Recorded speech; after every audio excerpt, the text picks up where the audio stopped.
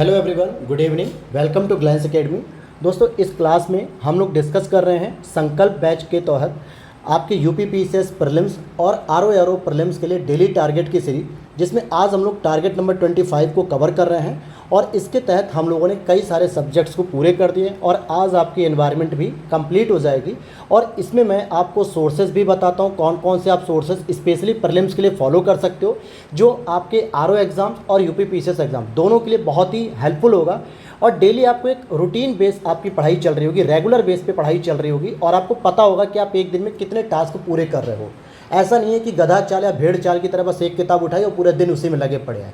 छोटे छोटे स्लॉट मैंने बना रखे हैं जो कि डीप एनालिसिस किया गया है, जो टॉपर्स हुए 2022-23 के, साथ ही साथ जो पीवाईक्यूज़ आते हैं, कौन कौन से चैप्टर इंपॉर्टेंट हैं, और मेरे भी जो 2 बार प्रीलिम्स निकले उसके पीछे क्या मैंने स्ट्रेटजी फॉलो किए, कौन से सोर्स फॉलो किए, ये सारी चीज़ें मैं डिस्कस करता हूँ आपसे। तो उसी के आधार पे ये आपको संकल्प बैच की सीरीज़ मिल रही है।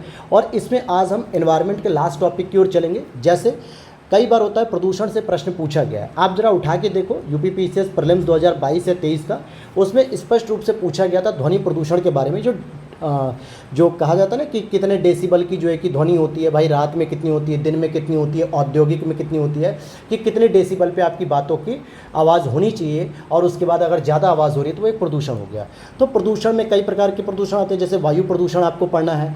कई बार आप देखोगे नेशनल क्लीन एयर प्रोग्राम के तहत रैंकिंग आती है वायु प्रदूषण से संबंधित, कौन कौन सी गैसेज हैं जो वायु को प्रदूषित कर रही हैं। फिर कई बार करंट अफेयर से रिलेटेड चीज़ें आ जाती हैं कि भाई पूरे भारत का सबसे प्रदूषित शहर कौन सा है। जैसे पिछली बार मुरादाबाद सबसे अधिक ध्वनि प्रदूषित शहर माना गया था। तो ऐसे ये प्रश्न पूछे जाते हैं, तो आपको वायु प्रदूषण के बारे में पता होना चाहिए। साथ ही साथ जो एसिड रेन होती है वो भी वर्षा का एक प्रदूषण वाला रूप होता है, यानी जिसमें सल्फर के ऑक्साइड और नाइट्रोजन के ऑक्साइड होते हैं जो कि प्रदूषण के रूप में होते हैं। तो इनको आपको पढ़ना है। जल प्रदूषण को पढ़ना है कि किस प्रकार से जो जल हमारे पीने योग्य है उसमें प्रदूषण हो रहा है, चाहे वो नदी का जल हो, या समुद्र का जल हो, या झील का जल हो, या भौम जल हो, कोई भी जल हो, ये सारी चीज़ें पढ़नी हैं। साथ ही साथ समुद्र में जो प्रदूषण हो रहा है, समुद्री प्रदूषण जो इकोसिस्टम को डिस्ट्रॉय कर रहा है, जिसमें कार्बन की मात्रा बढ़ रही है और बहुत सारे मिनरल्स वगैरह ये सब चीज़ें हो रही हैं, तो इनके बारे में पढ़ना है। ध्वनि प्रदूषण को पढ़ना है। मृदा प्रदूषण, आप देखो जब प्रदूषण का चैप्टर पढ़ रहा हो तो हर प्रकार का प्रदूषण पढ़ने की कोशिश करो।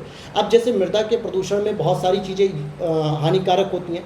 आप देखोगे कि बहुत सारे जो हम लोग केमिकल डालते हैं, पेस्टिसाइड डालते हैं, जो खाद्यान्न फसलों के लिए उर्वरक का छिड़काव करते हैं, वो भी तो हमारे मृदा की ताकत को कमज़ोर कर रहे हैं। तो उनके बारे में प्रदूषण आपको पढ़ना है। फिर उन प्रदूषण से बचने के लिए आपको क्या क्या तैयारी करनी पड़ती है। और प्लास्टिक प्रदूषण, सबसे बड़ी चैलेंजेस हैं प्लास्टिक प्रदूषण को लेके, ठीक है। ये नॉन डिग्रेडेबल होता है, यानी अजैव निम्नीकरण होता है। साथ ही साथ आपको उसके लिए जैव उपचार और प्रदूषण से होने वाले जो रोग होते हैं, जैसे पारा प्रदूषण से आपको रोग होता है, इटाई भी रोग होता है, ब्लू बेबी सिंड्रोम भी होता है, नाइट्रेट हो गया, मिनीमाता हो गया, ये सब रोग के कारण होते हैं। मतलब कि ये सब जो है कि आपके प्रदूषण से होने वाले रोग हैं। तो जब भी प्रदूषण का चैप्टर पढ़िए तो लगभग ये सारी चीज़ों को कवर करते हुए पढ़िए। इसके लिए आप घटना चक्र के सोर्स को फॉलो कर सकते हो यूपीपीसीएस प्रीलिम्स और आरओ प्रीलिम्स के लिए। उसके बाद आपको कुछ नहीं पढ़ना है, कोई बुक मत पढ़िए, आप बस मॉक टेस्ट लगाइए, चाहे वो किसी भी कोचिंग के लगाइए। 2 से 3 कोचिंग के, अगर आप एनवायरनमेंट के टेस्ट पेपर कर रहे हो, प्रीवियस ईयर पेपर कर रहे हो, घटना चक्र को डिटेल से पढ़ रहे हो, और मैं जो क्लास कराने वाला हूँ आपको prelims plus mains foundation class, अगर आप इन 3 चीज़ों को कर लोगे तो आपका एनवायरनमेंट का एक भी प्रश्न गलत नहीं होगा। दूसरा, आपको जल संरक्षण के लिए पढ़ना है कि वाटर कंजर्वेशन कैसे करना है। तो पहली चीज़ हम इसे संसाधन के स्वरूप को समझें। जैसे इलेक्ट्रिसिटी का एक बहुत बड़ा जो है कि संसाधन है, भाई जल नहीं होता तो हमारी इंडस्ट्री में जो है कि किसी प्रकार से आप इलेक्ट्रिसिटी या एनर्जी का प्रोडक्शन नहीं कर सकते थे।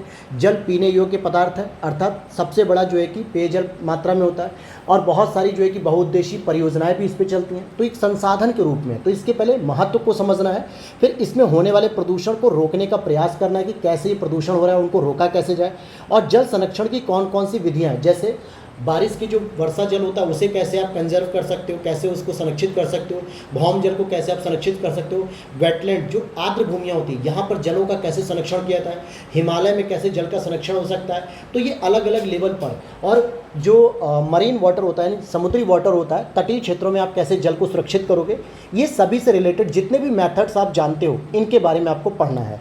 और गंगा से संबंधित जो प्रदूषण हो रहा है, क्योंकि गंगा जो है कि राष्ट्रीय नदी होने के साथ साथ बहुत टॉपिक चर्चा में रहता है, लगातार केंद्र सरकार, राज्य सरकार भी गंगा नदी के लिए काम कर रही होती हैं, इसीलिए आपको इस नदी के बारे में भी पढ़ना होगा। और यहाँ पे लास्ट में एक टॉपिक होता है विविध, जहाँ से कई सारे प्रश्न रिपीट हो जाते हैं। ये अगर मैं बेसिक सोर्स बता दूं आपको, तो इसके लिए मैं ये जो चैप्टर के सिनॉप्सिस लेकर चल रहा हूँ, ये घटना चक्र को मैंने बेस बना के आपको सारे टारगेट्स देता हूँ, ताकि वहाँ से आपको घटना चक्र बिल्कुल नहीं छोड़नी है। और अदर सोर्सेज के रूप में भी मैं बता देता हूँ, लेकिन मेरे हिसाब से जहाँ पे ज़रूरत होती है वहाँ मैं लूसेंट को भी प्रीफर करता हूँ, जहाँ ज़रूरत होती है वहाँ मैं बुक्स को भी कहता हूँ, और जहाँ ज़रूरत नहीं होती है वहाँ केवल मैं PYQs, मॉक टेस्ट और घटना चक्र बोल देता हूँ। जैसे एनवायरनमेंट, क्योंकि एनवायरनमेंट की कोई एक स्पेसिफिक बुक नहीं है। पहली चीज़, आप UPSC की तैयारी तो कर नहीं रहे हो कि बहुत स्टैंडर्ड बुक्स पढ़ोगे या NCERT पढ़ोगे, आप PCS की तैयारी कर रहे हो, RO की तैयारी कर रहे हो, उसके टास्क पूरे कर रहे हो, जिसके लिए वन लाइनर टाइप की या बेसिक कॉन्सेप्चुअल नॉलेज के हिसाब से आपको मिल जानी चाहिए नॉलेज, बस उतना ही काफ़ी हो जाएगा। क्लियर होगी बात। अब हम चलते हैं मॉडर्न हिस्ट्री की तरफ। हालांकि मॉडर्न हिस्ट्री भी एक बड़ा सेगमेंट है, धीरे धीरे मैं इसको लेके चल रहा हूँ, क्योंकि जो दूसरे सब्जेक्ट्स होते हैं, बाकी टास्क होते हैं, वो भी थोड़े बड़े होते हैं, इसलिए मॉडर्न हिस्ट्री का टास्क थोड़ा धीमा रहता है। हालांकि काफ़ी कुछ हम लोगों ने कवर कर लिया है। अब आपको पढ़ना है कि आधुनिक भारत में जो शिक्षा का विकास हुआ, अब उसमें शिक्षा का विकास चाहे आपके 1813 के अधिनियम के तहत हो या 1833 के अधिनियम के तहत हो, या फिर भारतीय जो साहित्यकार थे, भारतीय जो विद्वान थे, चाहे उन्होंने शैक्षणिक संस्थाओं का स्थापना की, या अंग्रेजों ने जो संस्कृत कॉलेज की स्थापना की, या फिर राजा राम मोहन राय जी ने जो हिंदू कॉलेज की स्थापना की, या अंबेडकर जी ने, या जो भी आप पढ़ते हो, वो सारी चीज़ें आपको यहाँ पे कवर करनी है। ठीक है, एक तो ये हो गया। साथ ही साथ प्रेस का विकास आपको पढ़ना है। चाहे आप उसमें देखोगे कि अंग्रेजों ने कौन कौन से प्रेस के विकास में योगदान दिए, कहाँ कहाँ पे प्रतिबंध लगाए, भारतीयों ने क्या क्या प्रयास किए, जैसे तिलक जी की पुस्तक हो गई, साहित्य हो गया, प्रेस वगैरह के बारे में। तो अलग अलग जो पत्रकारिताएँ होती थी, इनके बारे में पढ़ना है। और सामाजिक धार्मिक सुधार आंदोलन, अब यहाँ पे आपको जैसे आर्य समाज पढ़ना है, रामकृष्ण परमहंस की मंडली पढ़नी है, रामकृष्ण मिशन पढ़ लेना है, ब्रह्म समाज पढ़ लेना है, आदि समाज पढ़ लेना है, फिर ज्योतिबा राय फुले का पढ़ना है, और ईस रामास्वामी पेरियार जी का पढ़ना है, फिर पंजाब में चल रहे धार्मिक सुधार आंदोलन के बारे में पढ़ना, दक्षिण भारत में पढ़ने, केरल में पढ़ने, जगह जगह जो आपने धार्मिक सुधार आंदोलन को देखें, सामाजिक धार्मिक सुधार आंदोलन, उनकी कौन सी बुराइयां थी, कौन सी कुरीतियां थी, इन सभी चीज़ों को फॉलो करना है। हालांकि यहाँ पर भी मैंने घटना चक्र को बेस बनाया है टॉपिक देने के लिए, लेकिन मैं इसके लिए कहूँगा कि अगर आप थोड़ा सा एफर्ट करना चाहो तो किरण पब्लिकेशन की एक इतिहास की पुस्तक आती है, जिसमें आप मॉडर्न हिस्ट्री को बहुत अच्छे से कवर कर सकते हो। घटना चक्र उसके साथ पढ़ते रहिए, मॉडर्न हिस्ट्री का आराम से आप तैयारी कर सकते हो। अगर आपको लगता है कि नहीं सर मुझे और अच्छी बुक बताइए, तो आप स्पेक्ट्रम की तरफ जा सकते हो, लेकिन स्पेक्ट्रम का बेनिफिट तभी होगा जब आप उसको मेंस के लिए भी कंसीडर करोगे। अगर आप केवल प्रीलिम्स के लिए कंसीडर करना चाहते हो तो आपके लिए स्पेक्ट्रम बेस्ट ऑप्शन नहीं होगा, क्योंकि बहुत मोटी बुक हो जाती है और उतना आपके पास टाइम नहीं होता है। तो अगर आप प्रीलिम्स के लिए केवल कंसीडर करना चाहते हो टारगेट्स पूरे करने के लिए, तो आप इजीली कोई भी बुक उठा लो, चाहे तो किरण कंपटीशन की बुक उठा लो, या फिर बिपिन चंद्रा की एक बुक आती है वो भी पढ़ सकते हो, या फिर एस चंद पब्लिकेशन की बुक आती है, सुनील ग्रोवर की शायद आती है, सुनील ग्रोवर नहीं, ऐसी तरीके की एस चंद पब्लिकेशन की पुस्तक है। ठीक है, या फिर सबसे बेस्ट है फिर आप घटना चक्र भी साथ में फॉलो करिए। ठीक, तो ये हो गया, और PYQs वगैरह पढ़िए। तो यहाँ से मॉडर्न हिस्ट्री का आपको टास्क कंप्लीट करना है। हमारा रिवीजन बॉक्स भी चल रहा है दोस्तों, डेली रिवीजन, जैसे कि हम लोगों ने एंशिएंट को रिवीजन किया, पॉलिटी को किया, बायोलॉजी को किया, और इंडियन ज्योग्राफी भी लास्ट टाइम चल रहा है इसके रिवीजन का, जिसमें आपको झूमिंग कृषि पढ़नी है, कृषि विविध पढ़ना है, पशुपालन पढ़ना और उद्योग पढ़ना है। झूमिंग कृषि में कई बार ऐसा प्रश्न पूछा गया है कि झूम क्या होता है, झूम कृषि क्या होती है, और भारत के विभिन्न राज्यों में किन नामों से जानी जाती है। जैसे नॉर्थ ईस्ट में हम झूम कृषि कहते हैं, पोंडू कहाँ पे कहते हैं, MP में क्या कहते हैं, आंध्र प्रदेश में किस नाम से जानते हैं, पश्चिम बंगाल में किस नाम से जानते हैं, ये कई बार मिलान करने के लिए भी आ जाता है। कृषि विविध में आप देखोगे NCERT घटना चक्र की बुक में, तो वहाँ पे कृषि विविध में बहुत सारे ऐसे टॉपिक्स होते हैं जो हम पर्टिकुलर किसी चैप्टर के अंतर्गत उसे नहीं रख पाते हैं, तो हम उसे कृषि विविध में पढ़ेंगे। और पशुपालन भी आपको पढ़ लेना है कि किस प्रकार की पशुपालन की इंडस्ट्रीज़ हमारे यहाँ चलती हैं, किस प्रकार की जो है कि हम पशुपालन में दूध की उत्पादकता क्या है, कौन से क्षेत्र में किस प्रकार के पशुपालन हो रहा है, कृषि में क्या इसका योगदान है, अर्थव्यवस्था में क्या योगदान है, ये सारी चीज़ें आपको पढ़नी है। और इंडस्ट्री को भी पढ़ना है। हालांकि इंडस्ट्री आप पढ़ लोगे तो कल आपको लास्ट टॉपिक मिलेगा रिवीजन के लिए, मिनरल्स, जो आपके खनिज संसाधन है, जो ऊर्जा के एक वैकल्पिक संसाधन के रूप में भी जाने जाते हैं। वो चैप्टर थोड़ा बड़ा था, इसलिए मैंने उसको आज नहीं दिया। इतनी चीज़ों को आपको रिवीजन कर लेना है। साथ ही साथ आपको करंट अफेयर्स भी मैं रिवीजन करा रहा हूँ। मई तक की आप करंट अफेयर्स ऑलरेडी पढ़ चुके हो, जून का भी नहीं पढ़े थे, लेकिन अब जून का शुरू करेंगे दोस्तों जब तक ये रिवीजन नहीं हो जाता। तीसरी बार ये हमारा करंट अफेयर्स का रिवीजन हो रहा होगा। आप लोगों को पता भी होगा कि आप अगर इस टारगेट के तहत चल रहे होगे तो पिछले 5 से 6 महीने का, जनवरी, फरवरी, मार्च, अप्रैल, मई, 5 महीने का आपको करंट अफेयर्स मुँह जबानी याद हो गया होगा। यानी आप सोते हुए भी बता दोगे सर इस टॉपिक का आंसर ये होगा, इस क्वेश्चन का आंसर ये होगा, अगर आपने डेली टारगेट को फॉलो किया तो यहाँ पे जनवरी, फरवरी, मार्च 2024 का आपने राष्ट्रीय पढ़ लिया, अंतर्राष्ट्रीय पढ़ लिया, आर्थिक पढ़ लिया, यूपी पढ़ लिया, बजट पढ़ लिया, रिवीजन कर लिया।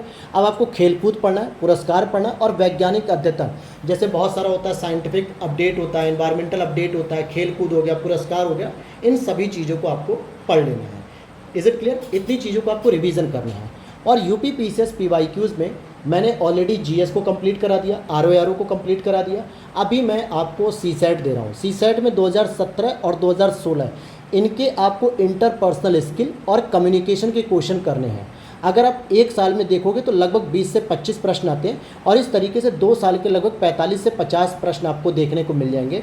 और आपको केवल अभी यही पढ़ना है, बार बार इसको रिवीजन करना है, रीडिंग करना है, ताकि आप समझ पाओ कि कम्युनिकेशन के क्वेश्चन कैसे पूछे जाते हैं, इसमें डिकोडिंग एनकोडिंग क्या होता है, सेंडर क्या होता है, रिसीवर क्या होता है, फीडबैक क्या होता है, मैसेंजर क्या होते हैं। ये जो टर्मिनोलॉजी आती है ना, ये जो टर्म्स आती हैं, या फिर प्रॉब्लम सॉल्विंग अप्रोच क्या होता है, ह्यूरिंग अप्रोच क्या होता है, ब्रेन स्टॉर्मिंग अप्रोच क्या होती हैं, इन सभी चीज़ों से आप परिचित हो सकोगे। पहली बार अभी रीडिंग कर रहे होगे, मुझे पता है, इसके साथ डेली टारगेट के साथ। जैसे ही आप इसकी सेकंड रीडिंग करोगे तो बहुत सारी चीज़ें क्लियर होंगी। और साथ में मैं भी आपको जल्दी ही बस अभी मेंस के नोट्स में बिजी हूँ तो 10-12 दिन का और समय लगेगा। उसके बाद मैं भी सीसेट के पीवाईक्यूज़ कराना शुरू करूँ, जैसे मैंने एक कराया था 2023 का, और उसी तरीके से जीएस के पीवाईक्यूज़ भी कराऊंगा। ऑलरेडी हमारे प्लेटफॉर्म पे आप जाओगे तो वहाँ पे आरओआरओ के पीवाईक्यूज़ कराए गए हैं। तो बहुत सारी चीज़ें आपको कंटेंट मिलेगा, बहुत ही टू द पॉइंट वाला कंटेंट मिलेगा जो आपके लिए बहुत बेस्ट रहेगा। तो इन्हीं सब चीज़ों को आपको मैंने समझा दिया। और साथ ही साथ आप अगर इन डेली टारगेट्स को फॉलो कर रहे हो तो अब ये डेली मिलते रहेंगे। बीच में कुछ दिनों के लिए रोक दिया गया था, लेकिन अब डेली मिलते रहेंगे। ठीक है, कल भी आया था, आज भी आ रहा है और कल भी आएगा। तो मिलते हैं नेक्स्ट वीडियो में। Thanks for watching.